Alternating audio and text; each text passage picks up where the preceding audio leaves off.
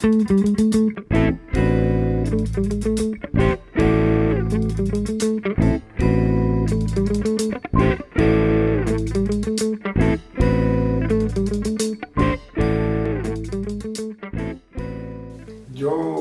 creo que hay, primero que todo, un servicio a la política de Estados Unidos.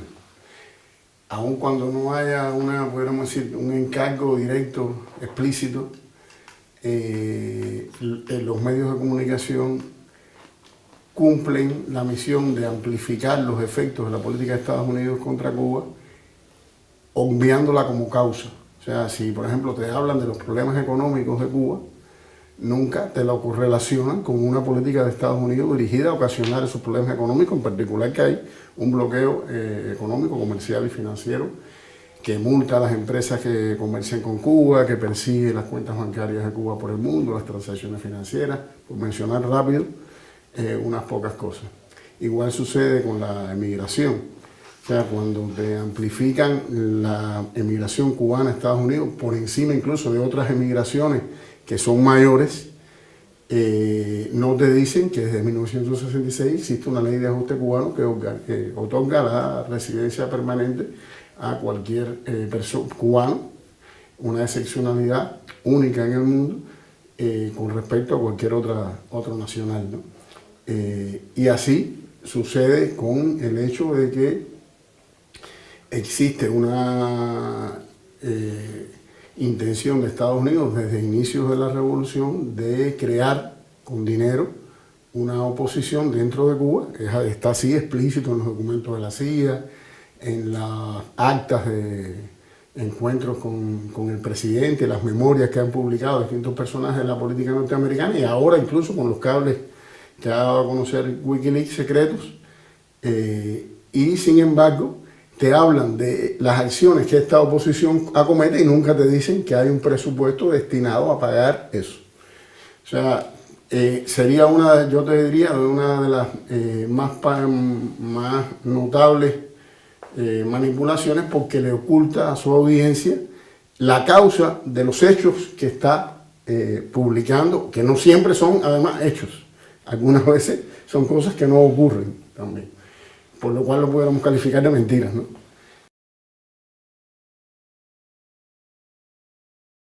Secuestrar la opinión de un 99% de los cubanos. Para los medios de comunicación solo existe el gobierno cubano o esta oposición construida por Estados Unidos. El 99% de los cubanos que están en el medio nunca opinan en esos medios, nunca aparecen.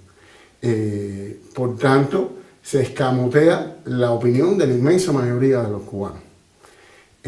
Y es algo que es normal en los medios de comunicación, porque es muy difícil que tú te encuentres en un gran periódico o en una gran televisora la opinión de un sindicalista, la opinión de un trabajador, la opinión de un maestro, de un médico, gente de fila, como pudiéramos calificarlo. Igual sucede con el enfoque de Cuba. Los únicos que tienen voz, el gobierno, por supuesto, para ponerlo en cuestión, el gobierno cubano en este caso, y esta oposición para darle la visibilidad que la política de Estados Unidos necesita, ¿no?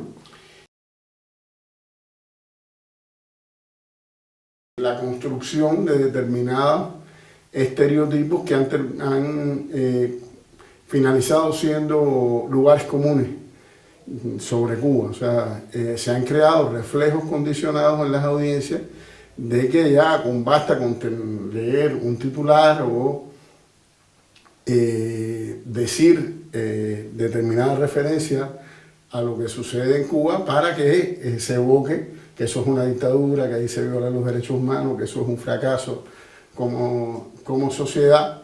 Y cuando hay algo positivo que mostrar, se omite. Por ejemplo, el hecho de que Cuba ocupa el lugar 51 en el índice de desarrollo humano.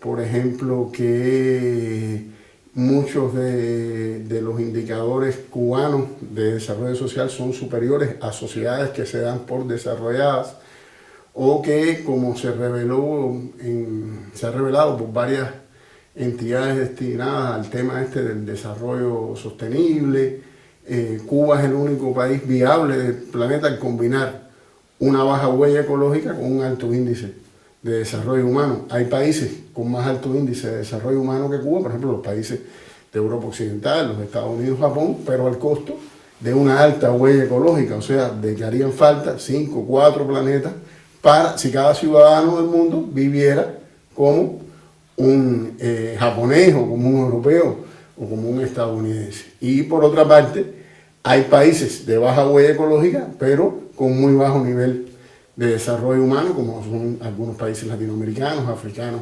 asiáticos. Y este hecho, que debería ser noticia de primera plana: Cuba, 2 puntos, único país viable de este planeta que ha logrado un nivel de vida digna para su población sin amenazar a la especie ni a otras especies del planeta.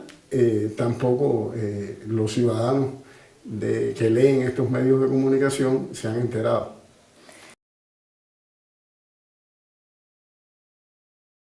Se ha dicho que no hay una correlación entre el periodismo que se hace en Cuba con el nivel político, cultural y de capacidad crítica acumulado por la sociedad cubana. Ese es un primer desafío, o sea, hay una cosa que está en cuestión, o sea, cómo la prensa cubana es capaz de ponerse a la altura del desarrollo político y de estas transformaciones económicas que están ocurriendo en la sociedad. Un segundo aspecto sería también en términos de profesionalidad, de capacidad para incluso manejar todos estos desafíos tecnológicos y de disponer de los recursos para ello, porque como mismo se dice que en Cuba, bueno, a veces el acceso a las tecnologías más actuales en la información y las comunicaciones, bueno, eso que es un elemento, está golpeado por las carencias económicas, muchas de ellas ocasionadas por el bloqueo norteamericano. Eso también es un aspecto que en el orden del trabajo de los medios de comunicación incide mucho. Y el hecho también de cómo las nuevas generaciones de periodistas que se están formando, que se están graduando en las facultades de comunicación del país, que vienen con una alta calificación profesional, son capaces de ser asimiladas por los medios de comunicación, ¿no? Con nuevas visiones, con nuevos desafíos.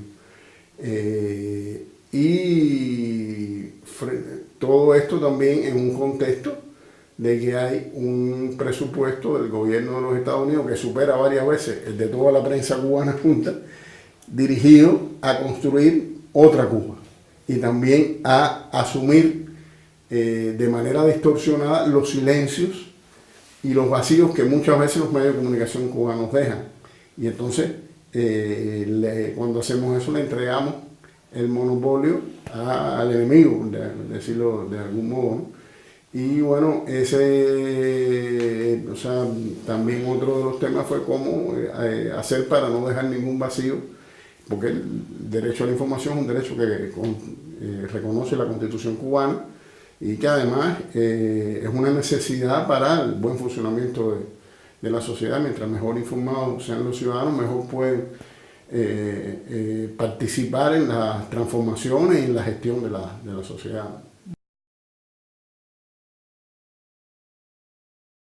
Yo creo que uno de los desafíos mayores que tienen las sociedades que se proponen como alternativa al capitalismo es también tener una visión de estos temas de la Internet, de la llamada sociedad de la información, de las tecnologías de la información en las comunicaciones, una visión que sea coherente con ese tipo de sociedad. Y por tanto, nosotros partimos de que el conocimiento no es un producto de consumo y de que no será el dinero el que decida el acceso al conocimiento de los cubanos. Eso se ha dicho muchas veces, y bueno, la política que tengamos sobre Internet tiene que ser coherente con eso. Y que además busquemos una integración con visiones similares que tienen otros países que se proponen como la construcción de sociedades alternativas, ¿no? Y bueno, en ese sentido, por ejemplo, un proyecto como el ALBA debería también tener una visión propia de los desarrollos de contenidos y de servicios en la red. Nosotros decimos que, bueno, una cosa son los aparatos y otra cosa son los usos de esos aparatos, ¿no?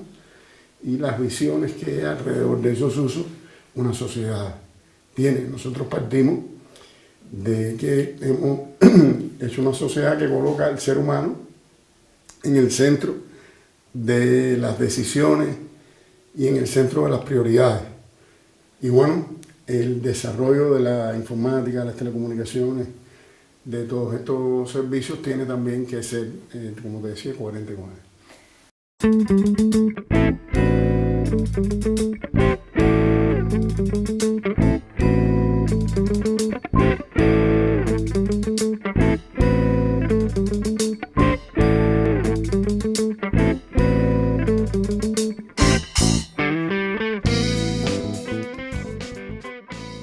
Unas pocas cosas.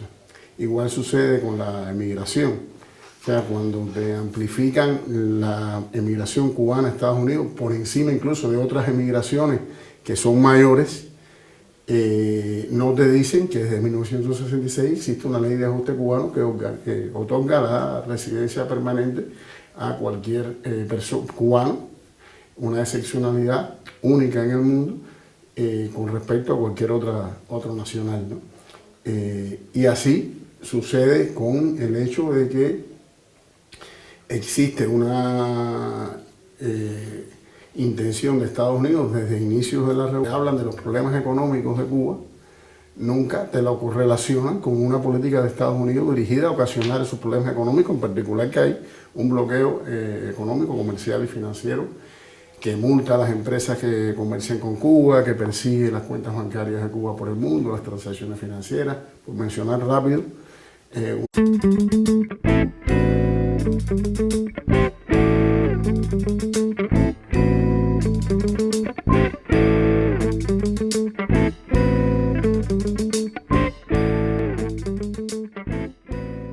Yo creo que hay, primero que todo, un servicio a la política de Estados Unidos.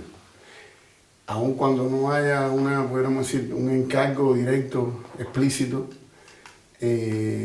los medios de comunicación cumplen la misión de amplificar los efectos de la política de Estados Unidos contra Cuba, obviándola como causa. O sea, si por ejemplo